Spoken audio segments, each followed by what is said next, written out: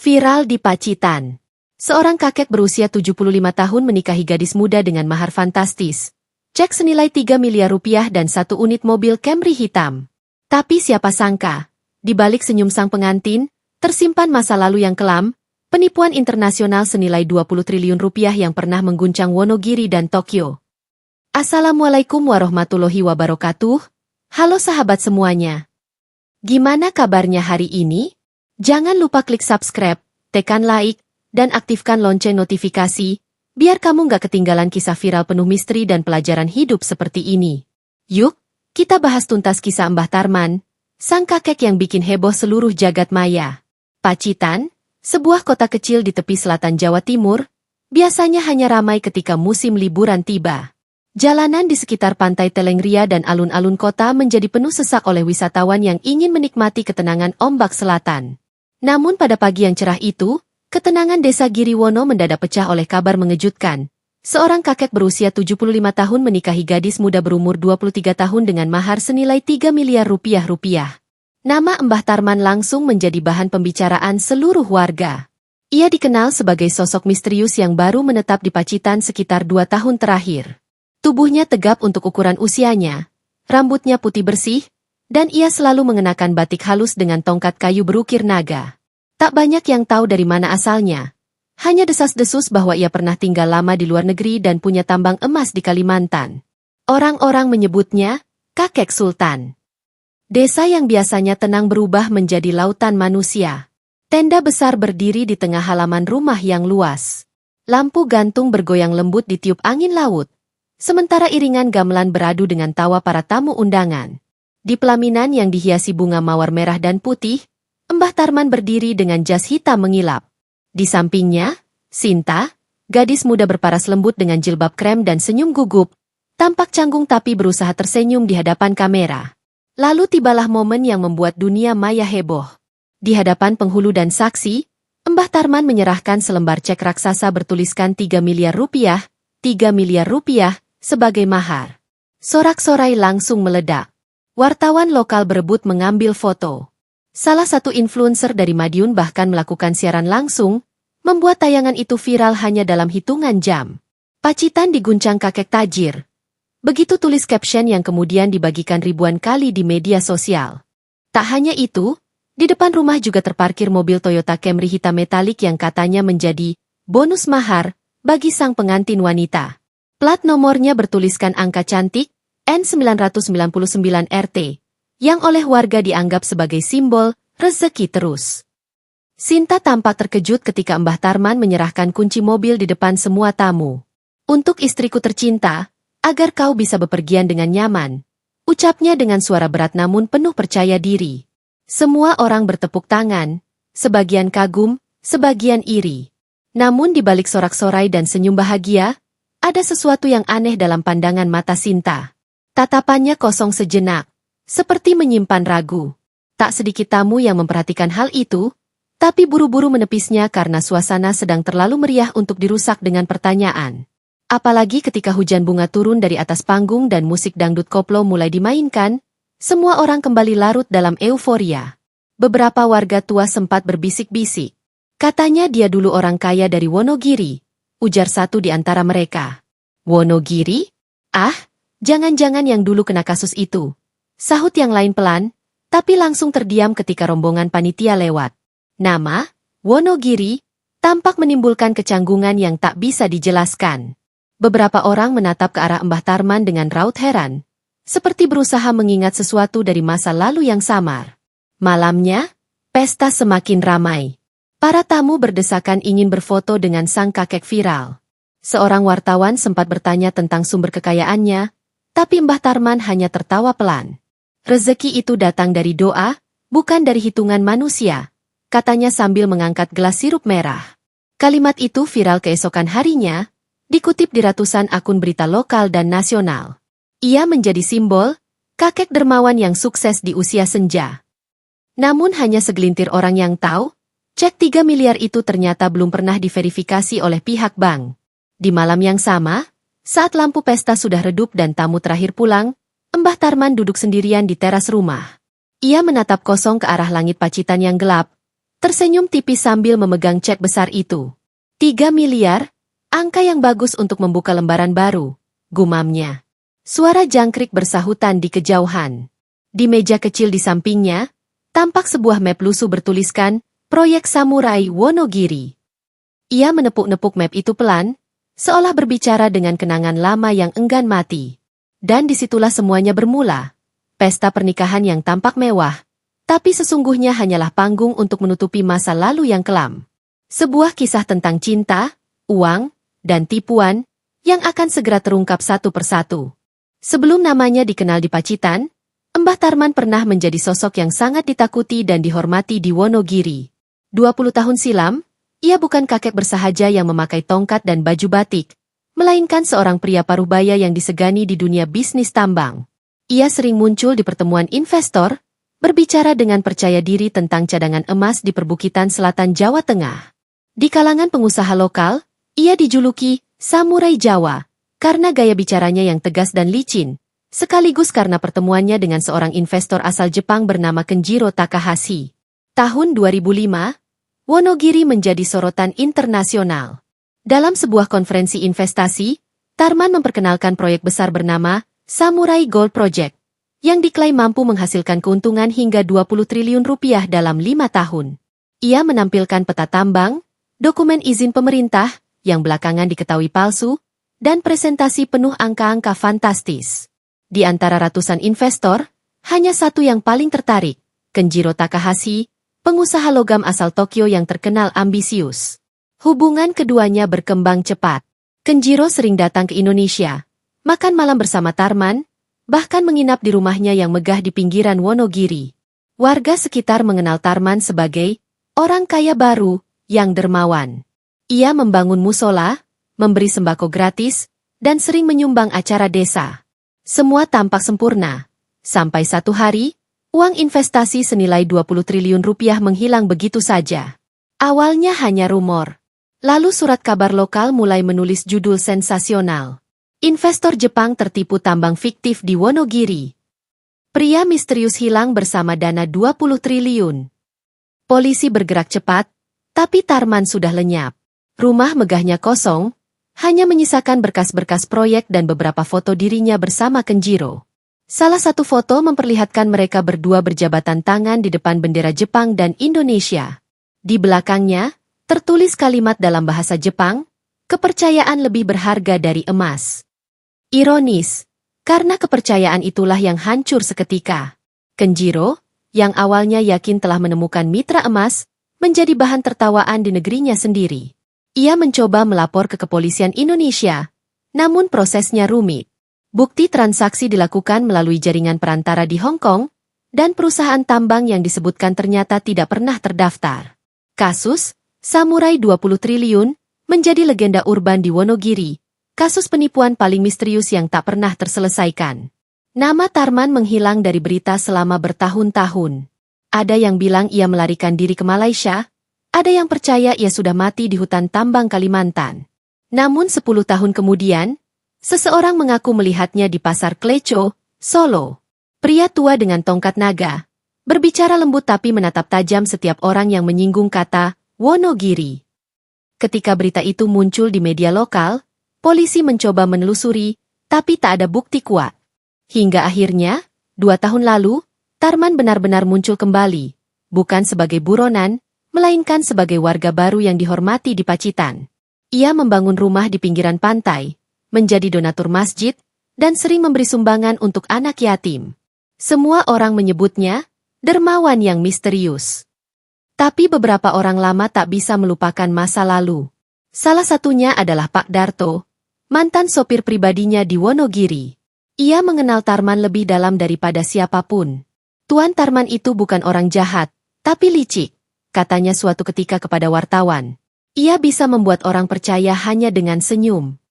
Darto mengaku pernah disuruh menandatangani dokumen kosong yang katanya untuk administrasi tambang, tapi belakangan tahu bahwa dokumen itu digunakan untuk memasukkan izin perusahaan. Ketika Darto melihat foto pernikahan Mbah Tarman di Pacitan yang viral dengan mahar cek 3 miliar rupiah, ia langsung gemetar. Itu wajah yang sama, katanya pelan, cuma lebih tua. Ia mengirimkan surat ke redaksi media, memperingatkan bahwa pria itu bukan dermawan, tapi penyihir uang yang pandai membuat ilusi. Surat itu menyebar di internet, namun banyak yang menganggapnya fitnah. Tak ada yang percaya bahwa kakek yang tanpa alim itu dulunya bisa menipu miliaran dolar dari pengusaha Jepang. Namun tanda-tanda masa lalu mulai muncul. Dalam pesta pernikahannya, ada tamu tak dikenal, pria Jepang berjas abu-abu yang duduk di deretan paling belakang. Ia tak ikut bertepuk tangan, hanya menatap Mbah Tarman dengan mata tajam penuh amarah. Tak seorang pun tahu siapa dia. Tapi di matanya tersimpan dendam lama yang belum selesai. Dan malam itu, setelah pesta berakhir, seorang tetangga melihat mobil hitam berhenti di depan rumah Tarman. Dua pria turun, berbicara dengan bahasa asing, lalu menyerahkan amplop coklat tebal sebelum pergi diam-diam. Dari sinilah rumor tentang masa lalu Tarman kembali mencuat. Orang-orang mulai bertanya, apakah benar kakek dermawan itu masih menyimpan harta hasil penipuan samurai 20 triliun? Atau semua ini hanya kebetulan yang terlalu sempurna? Di Pacitan, nama Mbah Tarman kini jadi legenda baru. Tapi di Wonogiri, namanya tetap kutukan lama. Simbol kecerdikan manusia yang bisa menipu siapa saja, bahkan waktu sekalipun. 3 hari setelah pesta pernikahan mewah itu, suasana di rumah Mbah Tarman mulai berubah. Euforia sudah berlalu. Tamu-tamu telah kembali ke kesibukan mereka, dan yang tersisa hanyalah meja panjang penuh bunga layu serta tumpukan kado belum dibuka. Di ruang tengah, Sinta duduk termenung di sofa, memandangi selembar cek raksasa senilai 3 miliar rupiah yang masih terbingkai rapi. Sejak pernikahan itu viral, banyak orang datang hanya untuk melihat cek legendaris itu dengan mata kepala sendiri. Namun Sinta tahu, semua itu hanyalah simbol. Cek itu belum pernah diuji, belum pernah dibawa ke bank, belum pernah benar-benar diuangkan. Awalnya ia tak peduli. Baginya, pernikahan dengan lelaki tua itu bukan karena harta. Tapi belakangan, setiap kali mendengar orang-orang menyebutnya, istri kakek 3 miliar, hatinya terasa sesak. Ia merasa seperti bagian dari pertunjukan besar yang tak pernah ia pahami. Suatu pagi, diam-diam Sinta memutuskan untuk mencari tahu kebenarannya. Ia pergi ke bank tempat cek itu diterbitkan, ditemani sepupunya, Della. Petugas bank, seorang wanita muda berpenampilan rapi, memeriksa cek tersebut dengan hati-hati. Ia menatap layar komputer beberapa saat, lalu menatap Sinta dengan ekspresi kaku. Maaf, Bu, tanda tangan di sini tidak sesuai dengan data rekening. Nomor rekeningnya pun tidak aktif sejak 3 tahun lalu. Maksudnya? Tanya Sinta dengan suara gemetar.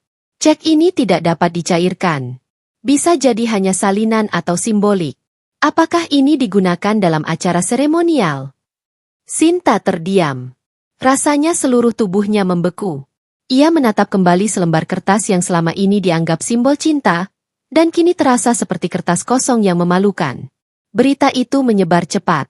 Salah satu pegawai bank, tanpa sengaja membocorkan cerita itu ke temannya yang bekerja di media lokal. Dalam waktu kurang dari 2 hari, artikel berjudul, Cek 3 miliar mahar viral diduga tak bisa dicairkan, muncul di berbagai portal berita. Warganet bereaksi keras. Ada yang menuduh Mbah Tarman menipu, ada pula yang membela, menyebut bahwa mungkin itu hanya simbol mahar. Tapi publik yang haus sensasi tak lagi peduli pada kebenaran, mereka hanya ingin tahu, apakah kakek viral itu benar-benar kaya atau hanya berpura-pura? Ketika wartawan datang menanyakan klarifikasi, Mbah Tarman menyambut dengan senyum santai. Harta saya tidak perlu dibuktikan dengan kertas. Saya sudah cukup tua untuk mengajarkan bahwa nilai sejati bukan di angka, katanya tenang sambil menyeduh teh di teras rumahnya. Namun di balik ketenangan itu, Sinta tahu, suaminya sedang marah besar. Malam harinya, ia mendengar suara keras dari ruang kerja. Tarman menghantam meja dengan tongkatnya. Mereka pikir aku penipu. Mereka lupa siapa aku dulu. Nada suaranya dalam dan bergetar, penuh dendam lama yang seolah hidup kembali. Sinta, yang berdiri di ambang pintu, hanya bisa memeluk dirinya sendiri, menahan ketakutan. Keesokan harinya, beberapa orang tak dikenal datang ke rumah. Mereka berpakaian rapi, mengaku sebagai rekan bisnis lama dari Solo. Mereka berbicara pelan di ruang tamu sambil menyerahkan map tebal berisi dokumen. Setelah mereka pergi, Sinta sempat melihat tulisan di sampul map itu, proyek restorasi samurai. Entah apa maksudnya, Tapi sejak hari itu, Tarman semakin sering pergi keluar kota dengan alasan mengurus bisnis lama. Namun gosip terus membesar. Beberapa warga mulai curiga karena mobil Camry hitam yang menjadi mahar bonus ternyata bukan mobil pribadi, melainkan mobil sewaan dari rental di Madiun yang sudah habis masa kontraknya. Pihak rental datang menagih di depan rumah, membuat warga sekitar berkerumun menonton. Kata beliau cuma pinjam buat resepsi, tapi belum dikembalikan, ujar petugas rental.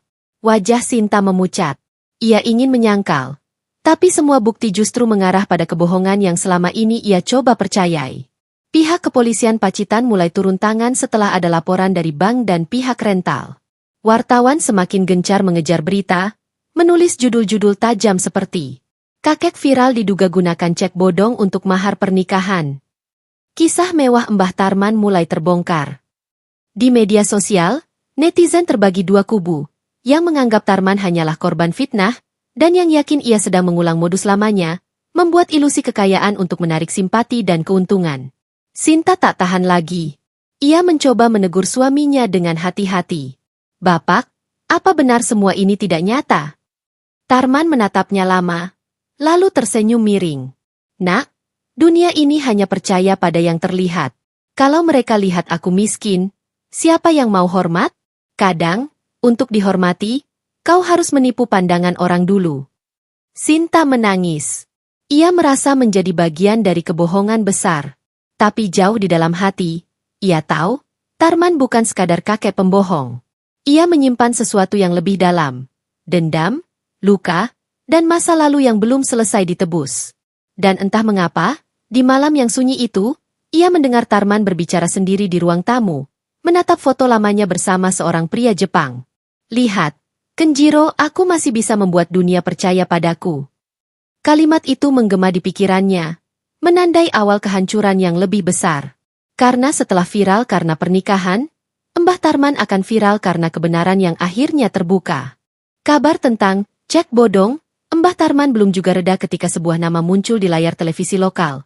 Pak Darto, pria berusia 63 tahun, dengan wajah keras dan sorot mata yang masih menyimpan luka lama. Dalam sebuah wawancara eksklusif, ia memperkenalkan dirinya sebagai mantan sopir pribadi Tarman di Wonogiri, sosok yang dulu pernah hidup di bawah bayang-bayang kebohongan sang kakek viral. Saya tidak mau ikut campur urusan orang, tapi kalau kebohongan ini dibiarkan, akan ada korban lagi, ujar Darto dengan suara berat. Wawancara itu ditayangkan sore hari, tapi dalam hitungan jam, potongannya sudah tersebar di seluruh media sosial. Dulu saya lihat sendiri bagaimana dia memanipulasi investor, lanjut Darto. Dia bukan orang jahat, tapi pintar sekali menipu perasaan. Bahkan saya pun dulu percaya bahwa dia pejuang yang ingin bangun negeri. Warga yang tadinya menganggap Mbah Tarman dermawan, kini mulai berubah pandangan. Komentar di internet dipenuhi rasa curiga dan kemarahan. Di Pacitan, Mbah Tarman menonton berita itu di ruang tamu, ditemani Sinta yang duduk dengan wajah pucat. Wajahnya tidak menunjukkan amarah, hanya senyum tipis. Senyum yang dingin dan misterius. Darto, katanya pelan. Akhirnya dia bicara juga. Sinta memberanikan diri bertanya, apa semua yang dia katakan itu benar, Pak? Tarman memejamkan mata sejenak. Kebenaran itu tergantung siapa yang menceritakan. Nah, kadang penjahat hanya lahir karena kalah dalam permainan. Tapi di luar sana, badai sudah terlanjur datang. Wartawan mulai berdatangan ke rumah Mbah Tarman. Mereka membawa mikrofon, kamera, dan 1000 pertanyaan tajam. Apakah benar Anda pernah menipu investor Jepang? Apakah benar Anda melarikan uang 20 triliun rupiah? Mbah Tarman hanya menjawab singkat, saya sudah membayar semua yang perlu dibayar.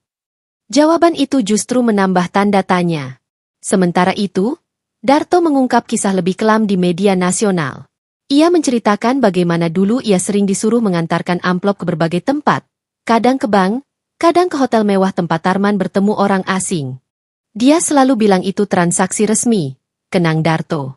Tapi suatu malam, saya melihat dia menandatangani dokumen palsu dengan logo perusahaan Jepang. Setelah itu, uang datang seperti air. Rumahnya besar, mobilnya banyak, dan semua orang tunduk padanya. Namun semua berubah ketika proyek Samurai runtuh. Darto ingat malam itu dengan jelas. Polisi datang, Investor marah, dan Tarman menghilang. Dia pergi tanpa pesan. Saya ditinggal, dianggap tahu segalanya. Saya hampir masuk penjara, kata Darto dengan mata berkaca-kaca. Dan sekarang dia muncul lagi, membawa nama baik seolah tak terjadi apa-apa. Wawancara itu menjadi titik balik. Polisi mulai membuka kembali arsip kasus lama. Di media sosial, tagar kasus samurai kembali menjadi trending. Sebagian warga Wonogiri mengaku masih ingat wajah Tarman, bahkan ada yang mengatakan pernah ditipu dalam bisnis serupa. Di Pacitan, kehidupan Mbah Tarman berubah drastis. Rumahnya dijaga ketat, tamu dilarang masuk, dan Sinta mulai jarang terlihat keluar rumah. Tapi di dalam rumah itu, ketegangan semakin nyata. Sinta mulai berani melawan. Bapak tidak bisa terus bersembunyi di balik senyum. Aku tidak bersembunyi, jawab Tarman tenang. Aku sedang menunggu siapa yang duluan datang, masa lalu, atau malaikat. Suatu malam, suara ketukan terdengar di pintu belakang. Sinta yang mengintip dari jendela melihat sosok pria kurus dengan jaket lusuh berdiri di bawah lampu temaram. Ia mengenali wajah itu dari berita. Pak Darto? Tanyanya lirih. Pria itu mengangguk pelan. Aku harus bicara dengan Tarman. Pertemuan dua orang lama itu berlangsung penuh ketegangan. Darto menatap Tarman dengan tatapan campuran amarah dan iba. Kau tahu, saya dulu hampir kehilangan keluarga karena kau, katanya lirih. Tapi kenapa, men? Kenapa kau kembali? Tarman menghela napas panjang. Karena aku tidak pernah pergi. Aku hanya menunggu dunia lupa. Sekarang mereka sudah lupa, dan aku bisa hidup seperti manusia biasa lagi. Tidak, men. Dunia tidak lupa. Mereka hanya diam. Tapi begitu kebenaran terungkap, semuanya hancur lagi, termasuk kau. Darto menaruh sebuah flash disk di atas meja. Ini salinan dokumen aslimu dari dulu. Aku simpan bertahun-tahun. Kalau kau masih menipu, aku serahkan ke polisi. Tarman tersenyum. Kau masih punya hati, Darto. Tapi hati sering jadi beban bagi orang yang kalah. Malam itu berakhir tanpa kekerasan. Tapi Darto tahu, badai lebih besar sedang menunggu. Ia meninggalkan rumah itu dengan langkah berat. Sementara dari balik jendela, Sinta menangis diam-diam. Ia sadar, suaminya bukan sekadar pria kaya palsu, tapi sosok dengan masa lalu yang menelan banyak korban. Keesokan harinya, berita semakin memanas. Beberapa file dari flash disk itu bocor ke media.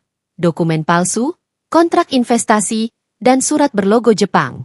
Semua menegaskan bahwa Samurai Gold Project memang penipuan besar yang dirancang oleh Tarman. Dan sejak hari itu, tidak ada lagi yang memanggilnya Mbah Sultan. Dunia maya mulai mengenalnya dengan sebutan baru, samurai penipu yang hidup lagi.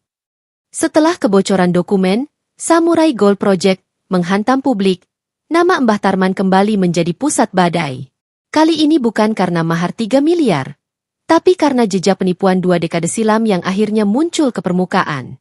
Rumah yang dulu ramai dengan tamu dan kamera kini sunyi seperti kuburan. Sinta berjalan sendirian di halaman belakang, menatap kolam kecil tempat bunga teratai mengambang. Apakah semua ini kebohongan? Bisiknya pelan. Di dalam rumah, Tarman masih tenang. Ia duduk di kursi rotan, membaca koran yang memuat wajahnya di halaman utama. Penipu samurai hidup lagi. Tulisan besar itu terpampang tepat di bawah foto pernikahannya dengan Sinta. Foto yang dulu ia anggap simbol kemenangan, kini jadi bukti kebodohan. Sinta mulai tak tahan. Ia mencari keberanian untuk bertanya. Kenapa Bapak tidak marah? Semua orang menghina kita.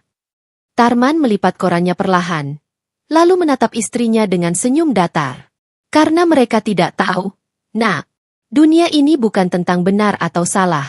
Dunia ini tentang siapa yang bertahan lebih lama. Tapi kita tidak bisa hidup dengan kebohongan. Bisa. Asal kau tahu cara mengatur waktu dan wajah. Kata-kata itu menghantam Sinta seperti cambuk. Ia mulai merasa takut. Bukan karena suaminya kasar, tapi karena ia terlalu tenang. Di matanya, dunia hanyalah permainan, dan manusia hanyalah pion. Beberapa hari kemudian, seorang pria muda datang membawa amplop besar. Ia memperkenalkan diri sebagai Ari, seorang maklar properti dari Solo. Mbah, Saya dengar Bapak punya lahan di daerah pesisir yang mau dijual. Tarman tertawa kecil. Lahan bisa dijual. Tapi masa lalu? Tidak. Namun setelah Ari menunjukkan lembaran kontrak, mata Tarman berbinar. Ia sadar, masih ada kesempatan untuk bangkit, atau menipu sekali lagi. Ia mengajak Sinta ke ruang tamu. Dengar, Nak, kalau kita bisa jual tanah ini, kita bisa pindah ke Bali. Hidup baru, nama baru. Sinta menatap kontrak itu. Nilainya mencapai 5 miliar rupiah. Tapi kali ini ia sudah tidak mudah percaya. Apakah tanah ini benar-benar milik Bapak? Tentu saja, jawab Tarman cepat. Dulu aku beli atas nama orang lain. Tapi semua sudah beres. Sinta hanya mengangguk pelan. Namun malamnya, ia diam-diam membuka lemari dokumen. Di sana ia menemukan map lusuh bertuliskan, Wonogiri 2003. Di dalamnya, fotokopi sertifikat tanah atas nama orang lain, lengkap dengan tanda tangan palsu. Ia terkejut. Ya Tuhan, jadi ini semua hanya permainan lagi. Hari berikutnya, Sinta menemui Pak Darto diam-diam di sebuah warung kecil di tepi jalan. Pak, saya ingin tahu, apakah Tarman masih menipu orang? Darto menatapnya lama, lalu berkata, kalau dia masih hidup, berarti ya. Karena hidupnya cuma dari itu. Sinta menunduk, menahan tangis. Tapi saya sudah menikah dengannya. Saya mencintainya. Cinta tidak bisa menyembuhkan kebohongan. Enduk, kata Darto lirih. Kadang cinta justru membutakan kita dari kebenaran. Sore itu, Sinta pulang dengan mata merah. Ia memutuskan untuk mengakhiri segalanya. Tapi Tarman sudah lebih cepat. Ia tahu pertemuan itu. Ia memasang kamera kecil di ruang tamu dan membaca isi ponsel Sinta. Ketika Sinta masuk rumah, Tarman sudah duduk menunggunya. Kau pikir aku tidak tahu? Katanya dingin. Sinta terdiam. Saya hanya ingin tahu kebenarannya. Kebenaran itu racun, Nak. Sekali kau meneguknya, kau tak akan bisa hidup tenang lagi. Kalau begitu, biarlah saya mati dengan racun itu. Air mata mengalir di pipi Sinta. Ia melangkah ke kamarnya, mengemasi barang. Tapi sebelum sempat pergi, suara Tarman memecah keheningan. Aku tahu apa yang kau lihat di lemari itu. Sertifikat palsu? Iya. Tapi kalau tidak ada kebohongan itu, aku tidak akan bisa berdiri di sini. Aku menipu untuk bertahan hidup. Dan berapa banyak orang yang harus kau hancurkan demi bertahan, Pak? Tarman terdiam. Untuk pertama kalinya, wajahnya goyah. Senyum itu lenyap. Mungkin terlalu banyak. Malam itu, Sinta keluar dari rumah tanpa menoleh lagi. Ia meninggalkan semua, uang, mobil, dan kemewahan palsu. Tapi bagi Tarman, kepergian Sinta hanyalah satu bab dalam buku tebal bernama kehidupan. Ia menatap meja tempat sertifikat palsu itu terbuka, lalu membakar kertas itu satu persatu. Hidup seperti ini tidak salah, gumamnya. Yang salah adalah mereka yang percaya. Beberapa hari kemudian, video pernikahan mereka yang dulu viral kembali muncul di media sosial. Tapi kali ini dengan narasi baru, kisah cinta yang dibangun di atas tipuan. Komentar netizen pun banjir lagi. Ada yang marah, ada yang kasihan, tapi tak sedikit yang justru mengagumi kelicikan Mbah Tarman. Dia mungkin menipu, tapi dia pintar. Tulis salah satu komentar paling disukai. Sementara dunia sibuk menilai, Tarman duduk sendirian di serambi rumah, menatap matahari tenggelam. Di tangannya, tersisa potongan kertas terbakar yang bertuliskan, Samurai Gold Project. Uang bisa hilang, tapi nama akan tetap, katanya pelan. Dan namaku sudah jadi legenda. 2 minggu setelah Sinta pergi, rumah besar di pinggiran Pacitan itu menjadi sunyi. Tak ada lagi tawa, tak ada tamu, hanya suara kipas angin tua yang berdecit di ruang tamu. Mbah Tarman duduk sendirian, menatap amplop surat yang baru datang pagi itu. Di pojok kiri amplop tertulis, Pengadilan Negeri Wonogiri. Tangannya bergetar saat membuka isi surat. Di dalamnya, tertulis panggilan resmi untuk menghadiri sidang pra-penyelidikan atas kasus Samurai Gold Project. Kasus yang dulu ia pikir sudah terkubur, kini bangkit dari masa lalu, sama seperti dirinya. Ternyata waktu tidak bisa dibeli, gumamnya pelan. Ia tertawa lirih. Tapi tawa itu berubah menjadi batuk panjang. Tubuhnya sudah renta. Uban di kepalanya tak lagi disisir rapi. Semua kemegahan, semua ilusi yang ia bangun, kini runtuh perlahan, meninggalkan dirinya sendirian, tua dan rapuh. Malam itu, ia memandangi dinding rumah yang dipenuhi foto-foto masa lalu. Dirinya bersama Sinta, pesta pernikahan, potret lama saat masih menjadi pengusaha muda. Semua tampak seperti kehidupan orang lain. Aku hanya ingin dihargai, katanya dalam kesepian. Aku hanya ingin orang melihatku sebagai seseorang yang berhasil. Di sisi lain kota, Sinta hidup sederhana di rumah kontrakan kecil. Ia mulai menata hidup tanpa uang dan status. Namun setiap kali membuka ponsel, berita tentang suaminya selalu muncul. Penipu samurai divonis hidup. Cek 3 miliar hanya rekayasa. Mbah Tarman resmi jadi tersangka. Sinta menutup ponsel dan berbisik, semoga Tuhan mengampuni dia. Beberapa hari kemudian, Darto datang ke rumah Tarman. Ia membawa sesuatu, bukan ancaman, bukan bukti, tapi sebatang tongkat kayu dan sebuah amplop kecil. Ini surat dari Sinta, katanya singkat. Tarman menerima tanpa bicara. Ia membuka perlahan. Di dalamnya hanya selembar kertas bergaris, dengan tulisan tangan lembut. Aku tidak marah. Aku hanya sedih karena semua kebohonganmu lahir dari rasa takut. Aku tahu kau tidak jahat, hanya kesepian. Semoga kau temukan kedamaian, bukan uang. Sinta. Tarman menatap surat itu lama. Air mata pertamanya menetes sejak bertahun-tahun. Dia satu-satunya yang benar-benar melihat aku, katanya lirih. Bukan karena aku kaya, tapi karena aku kosong. Keesokan harinya, Tarman datang ke pengadilan. Wartawan berkerumun, kamera berkilat, dan teriakan wartawan memenuhi udara. Tapi kali ini, tak ada senyum, tak ada kebanggaan. Hanya langkah gontai seorang lelaki tua yang akhirnya menyerah pada takdir. Di ruang sidang, hakim bertanya dengan nada tegas. Apakah terdakwa mengakui bahwa ia memalsukan dokumen dan menipu investor asing pada tahun 2003? Tarman menatap lurus ke depan. Saya mengakuinya. Tapi saya juga mengakui bahwa saya menyesal. Sidang berjalan singkat. Ia tidak membela diri. Ia tidak menuding siapapun. Semua ia akui, seolah ingin menutup buku kehidupan yang terlalu panjang dan penuh noda. Hakim mengetukkan palu. Hukuman, 4 tahun penjara dengan pertimbangan usia lanjut. Namun hanya 3 bulan kemudian, kabar mengejutkan datang. Mbah Tarman meninggal dunia di dalam sel karena serangan jantung. Tak banyak yang datang ke pemakamannya.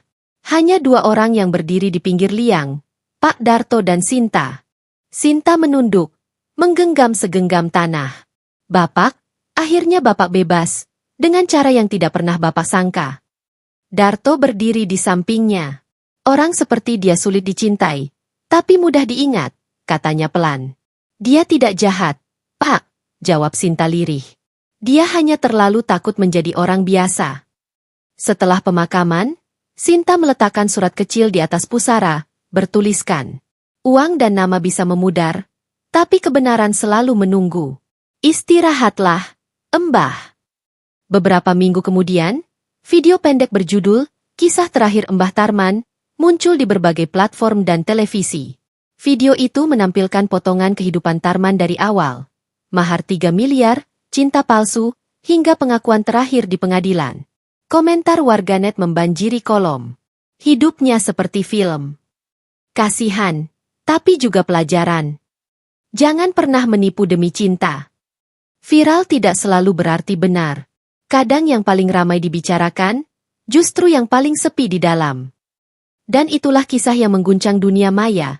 Kisah tentang Mbah Tarman, sang kakek viral dengan mahar 3 miliar, yang ternyata menyimpan rahasia gelap bernilai 20 triliun. Kisah yang mengajarkan bahwa uang bisa menipu mata, tapi waktu selalu membuka kebenaran. Apa pendapat kalian tentang Mbah Tarman? Apakah ia penipu licik, atau hanya korban dari ambisinya sendiri? Tulis pendapatmu di kolom komentar, karena setiap suara punya makna. Jangan lupa subscribe, like dan share agar kamu tidak ketinggalan kisah viral penuh makna lainnya. Terima kasih sudah menonton. Sampai jumpa di video selanjutnya. Wassalamualaikum warahmatullahi wabarakatuh.